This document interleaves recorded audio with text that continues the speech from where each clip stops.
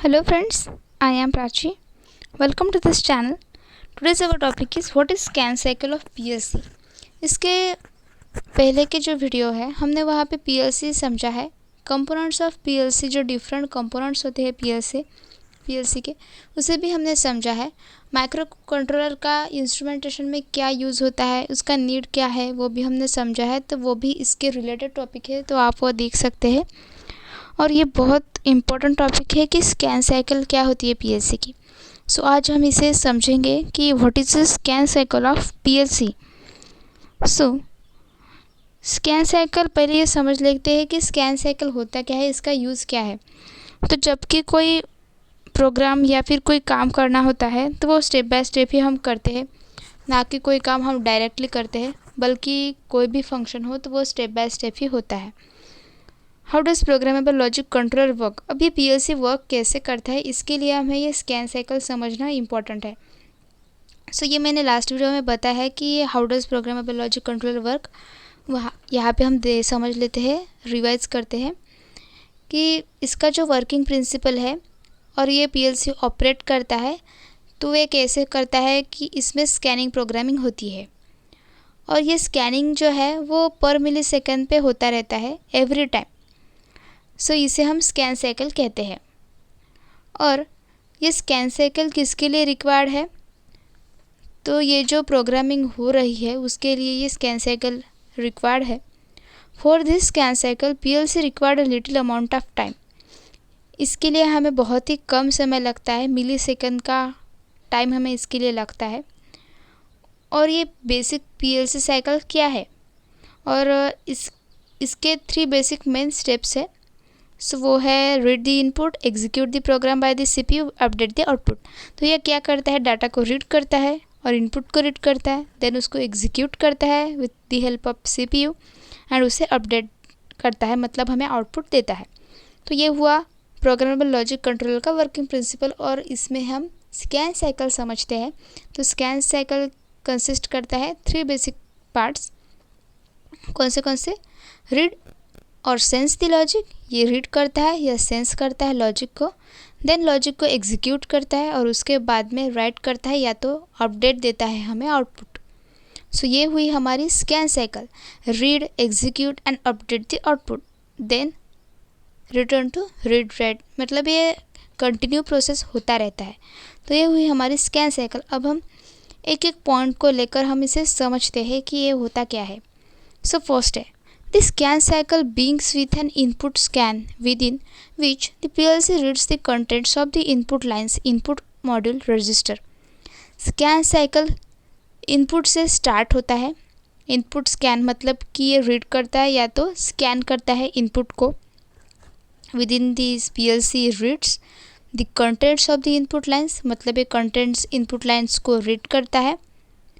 next the read data is transferred. उसके बाद में क्या करता है, इसने जो डेटा रीड किया है उसे ये ट्रांसपोर्ट करता है स्पेसिफिक एरिया में, मतलब मेमोरी के स्पेसिफिक एरिया में. उसे हम इनपुट इमेज कहते हैं. ये पॉइंट बहुत ही इंपॉर्टेंट है कि इनपुट इमेज किसे कहते हैं. जबकि हम किसी मेमोरी को रीड करते हैं तो उसके बाद में हम उसे मेमोरी के स्पेसिफिक एरिया में ट्रांसफ़र करते हैं और उसी को हम इनपुट इमेज कहते हैं. इनपुट इमेज मीन्स कि next the read the data is transferred to a specific area of memory called the input image. यहाँ पे समझ आया होगा आपको कि इनपुट इमेज होता क्या है. मैंने बहुत ही सिंपल तरीके से समझाने की कोशिश की है. So I hope you understand.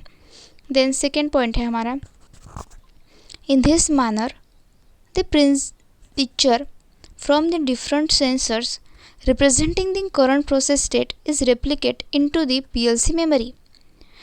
इसी तरह से जो कि हमने डिफरेंट पिक्चर्स देखे हैं सेंसर्स के, वो क्या करता है, रिप्रेजेंट करता है करंट प्रोसेस को और स्टेट को, और उसको रेप्लिकेट मतलब डुप्लीकेट या तो कॉपी करता है पीएलसी मेमोरी में. इस तरीके से ये क्या करता है, उस सेंसर्स से हमें जो पिक्चर मिले हैं उसको ये उसके करंट प्रोसेस को और स्टेट को रेप्लिकेट करता है मेमोरी में. देन थर्ड पॉइंट है, the program scan is activated as the second part of the scan cycle. अब ये क्या करता है, प्रोग्राम स्कैन एक्टिवेट होता है second part of scan cycle, मतलब सेकेंड पार्ट में ये क्या होता है, एक्टिवेट होता है ड्यूरिंग द प्रोग्राम स्कैन। अब जबकि प्रोग्राम स्कैन हो रहा है, the processor execute the program commands, तब ये प्रोसेसर क्या करता है, प्रोग्राम कमांड को एग्जीक्यूट करता है, executes program command defined by some sequence of appropriate arithmetic logic functions. Some sequence को एप्रोप्रिएट लॉजिक फंक्शंस में ये क्या करता है, प्रोग्राम को एग्जीक्यूट करता है। कौन, सीपीयू। ये स्टेप्स है स्कैन साइकिल की, हमें यहाँ पे समझना है कि क्या होता क्या है। सो फोर्थ है डाटा और ऑपरेंड्स भी हम इसे कहते हैं, use in the program scan are extracted from the input image. अब जो डेटा हम प्रोग्राम में यूज़ करते हैं वो एक्सट्रैक्ट होता है इमेज, इनपुट इमेज से। If the operand are input data, अगर हमारा ऑपरेंड इनपुट डाटा है तो, और from the area where the internal variables are store, और जहाँ से हमने इंटरनल वेरिएबल को स्टोर किया है उस एरिया से क्या करता है, the data use in the program scan are extracted from the input image और from the area where the internal variable are stored. जहाँ पे हमने एरिया इस इनपुट को स्टोर किया है और वेरिएबल इंटरनल वेरिएबल को स्टोर किया है वहाँ से और इनपुट इमेजेस से ये डेटा यूज़ करता है प्रोग्राम स्कैन में। सो ये हुआ हमारा फोर्थ पॉइंट। आई होप आपको समझ आया होगा। फिफ्थ है the processing results are stored in particular area of memory the output image. ये हमने समझ रखा है पहले ही कि ये प्रोसेसिंग रिजल्ट को पर्टिकुलर एरिया, मेमोरी के पर्टिकुलर एरिया में स्टोर करते हैं और उसी को हम आउटपुट इमेज भी कहते हैं। देन सिक्स्थ पॉइंट है it should be emphasised that during the execution of program commands, data is not retrieved directly from the input module, nor are the results of command executions directly returned to the output devices. इसका मतलब क्या है, it should be emphasized that during the execution of the program commands, data is not retrieved directly from the input module. So it should be emphasized that means किसी भी वस्तु पर जोर देना चाहिए हमें। शुड मीन्स चाहिए, एम्फेसाइड मीन्स जोर देना। सो इस बात पर जोर दिया जाना चाहिए कि इनपुट मॉड्यूल से, जो इनपुट मॉड्यूल है उससे वापस भेजे गए आदेश या कमांड जो है, मतलब यहाँ पे जो कमांड्स है, प्रोग्राम है, उसे डायरेक्टली हम इनपुट मॉड्यूल में भेज नहीं सकते और वो डायरेक्टली डिवाइस पर लिखे नहीं जाते। तो ये हुआ हमारा 6 पॉइंट। मतलब यहाँ पे हमने क्या समझा कि इस पॉइंट नंबर 6 में हमने क्या समझा, जब कोई एग्जीक्यूशन होता है प्रोग्राम का तब डायरेक्टली हम किसी कमांड को या डाटा को डायरेक्टली हम उसे आउटपुट डिवाइस पर नहीं भेज सकते या लिख सकते from the input module, nor are the results of command execution directly return to the output devices. हम उसे डायरेक्टली लिख नहीं सकते आउटपुट डिवाइसेस में। सो 7th पॉइंट है हमारा, instant of directly reading and writing to the input output devices, the program exchange the data with the memory areas input and output images.